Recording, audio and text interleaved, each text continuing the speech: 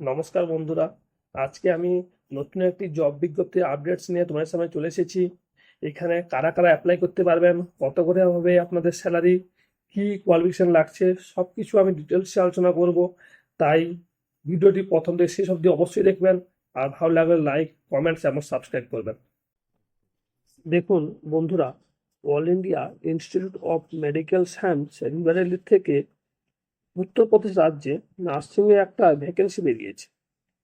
Recruitment নোটিশটা দেখুন। Recruitment for faculty post group A for college of nursing at AIIMS রিভারেলি on direct recruitment বেসিসে। এখানে number of post আছে total 10টি। তার মধ্যে প্রফেসর কাম প্রিন্সিপাল আছে 1টি এবং টিউটর অর ক্লিনিক্যাল ইনস্ট্রাক্টরে আছে 2টি। এই পোস্টগুলির মধ্যে এসেনশিয়াল যা যা কোয়ালিফিকেশন লাগছে তা হলো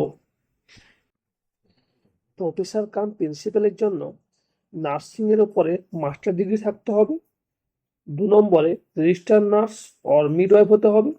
3 নম্বরে রেজিস্ট্রেশনের পরে নার্সিং ফিল্ডে 10 বছরের বেশি এক্সপিরিয়েন্স থাকতে হবে। এবার আছে টিউটর অর ক্লিনিক্যাল ইনস্ট্রাক্টরের ক্ষেত্রে BSc nursing or post BSc nursing degree থাকতে হবে। 2 নম্বরে রেজিস্টার নার্স অর মিডওয়াইফ হতে হবে।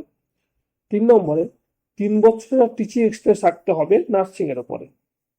এবার দেখুন, আপনাদের ফর্মটি ফিল আপ করতে হবে 10/10/2024 বিকেল 5টার মধ্যে। তারপর দেখুন বন্ধুরা, কোন পোস্টের জন্য কেমন স্যালারি পান। প্রফেসর কাম প্রিন্সিপালের জন্য লেভেল 13 আর টিউটর অর ক্লিনিক্যাল ইনস্ট্রাক্টরের জন্য লেভেল 10 পে স্কেল আপনারা পাবেন। এবার আসে এজ লিমিট।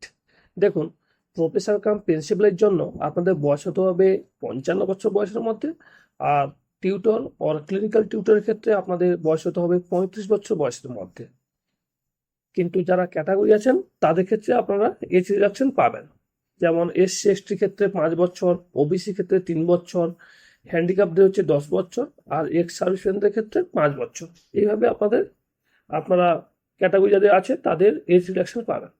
এরপর একদম আমরা চলে আসি যে অ্যাপ্লিকেশন ফিস। যারা জেনারেল, ওবিসি অর ইডব্লিউএস তাদের ক্ষেত্রে লাগছে 2360 টাকা। এসসি এসটির ক্ষেত্রে লাগছে 1180 টাকা। বাকি হ্যান্ডিক্যাপ অর এক্স সার্ভিসম্যানদের ক্ষেত্রে কোনো ফিস লাগছে না। ধন্যবাদ।